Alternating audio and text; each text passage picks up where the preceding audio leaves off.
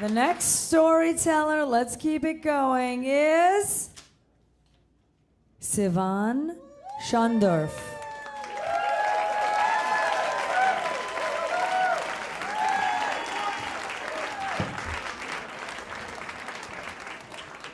My friend said I should come up eating a whole pizza, as you can see. It looks like I already did, so I didn't have any pizza left. But getting to the serious. 6 weeks before my scheduled wedding, I told my fiance, the person I had been with for 4 years and who was my best friend, that I didn't want to get married anymore. See, the wedding invitations, they were sitting by the back door at my parents' house, ready to be stuffed and sent in the mail. And my parents had been nudging me for a few weeks already. Are you going to come over and do that? And there was something inside of me that wasn't able to do it. So I knew something was wrong. And you see, I was 22 years old at the time. And it wasn't like I was getting married at 22 years old in the 1940s or the 1960s. I was 22 years old getting married in the aughts. And I thought by then that I ought to be having sex with other people. So I really, truly, deeply loved this person, but I just didn't see that it was going to be for a lifetime.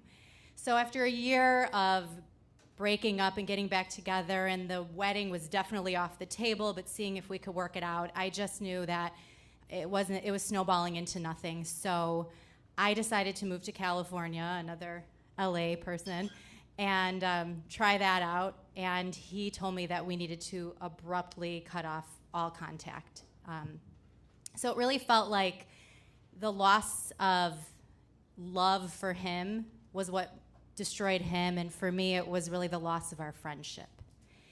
So about 6 years later, I had heard through the grapevine that he had already gotten married to someone else, and I also was married to my now husband, and we moved and relocated back to Chicago, and I was pregnant with my first child, and we now have 2 beautiful children, and as you can see, making another one. And but I always knew that this person, my ex, was on the periphery because I knew he worked close by to where I live.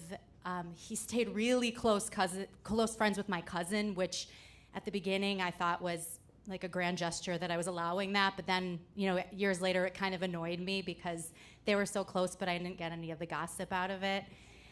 And all these near sightings happened. My dad ended up sitting next to him on a plane to Florida, and then once saw him out shopping, and he sometimes had intermittent contact with my best friend. And even one time I was in Evanston at, what is it called, Lulu's, it doesn't exist anymore, and he passed by with his now wife, and I said to my husband, should I go run after him?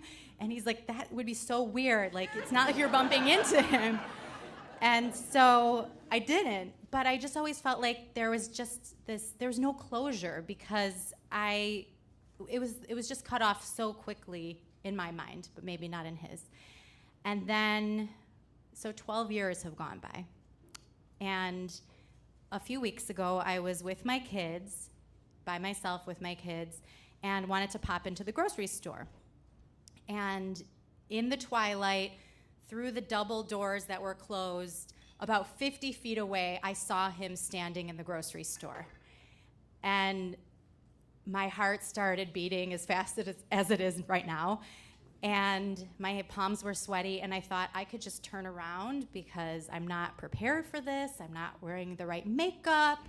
My kids are running amok. They just finished drinking lemonades that I allowed them to have at dinner, and they're high on sugar. And but I knew that if I didn't approach him, that I would regret it. I just needed to get this over with. So I walked over toward him, and I felt like I had the advantage at least because he hadn't seen me yet. So I was, winning that one, I guess. And I approached him, and he looked up and saw me, and I think he really didn't recognize me at first because 12 years, a lot changes, and my hair used to be curly, and I straighten it now. But within a second or two, it clicked, and luckily he smiled, and I smiled back, and we chit-chatted about mundane things going on in our lives, and we introduced our kids to each other, and he was with his son. And it turns out that his son and my son have the same uncommon non-English name, which he seemed really surprised about. And I was like, oh yeah, I'm really surprised because like it's 2017 and I'm a woman. Do you think I have not researched this yet and found out that our sons have the same name? So, you know, that's what Facebook is for. And, you know, but there weren't any platitudes about undying love or forgiveness or first love. And I was okay with that because at least we had that moment together in the baked goods section of Whole Foods.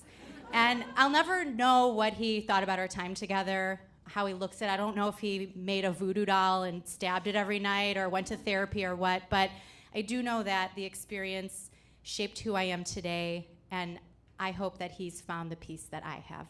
Thank you.